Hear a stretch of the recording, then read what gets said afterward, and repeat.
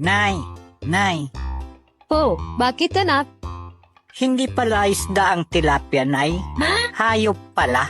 Ay, anak. Ang tilapia ay isda at ang mga hayop naman na tinatawag ay mo kambing, gaya ng baka, gaya ng kalabaw at kung ano-ano pa. Bakit mo naman nasabi? Ibubo pala si tatay, Nay. Bakit mo naman nasabing bubo ang tatay mo ang talino niyan? Kasi kagabi, narinig ko, sabi niya kay Inday, yung katulong natin, ang sabi niya, hayop talaga Inday itong tilapia mo, ang sarap kainin. Nakakatakot talaga yung lindol. Yung palakas ng palakas. Matataranta ka pagkatapos.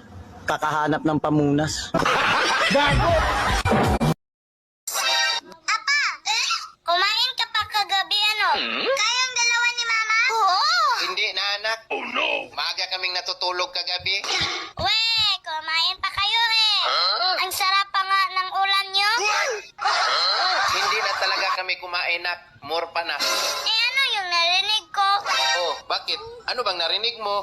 Sabi mo pa nga, wow, ang sarap ng tilapia.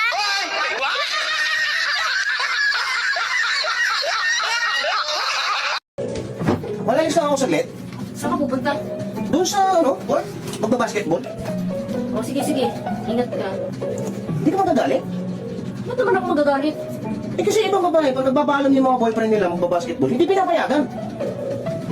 Baka gwapo yung boyfriend nila.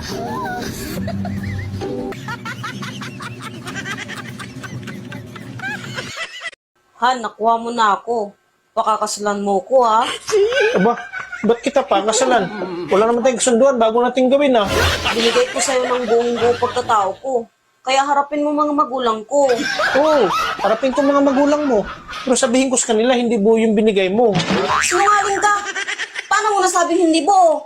Aba, bago tayo nag-umpisa, sinilip ko. May biyak eh. Paano naging buo yun?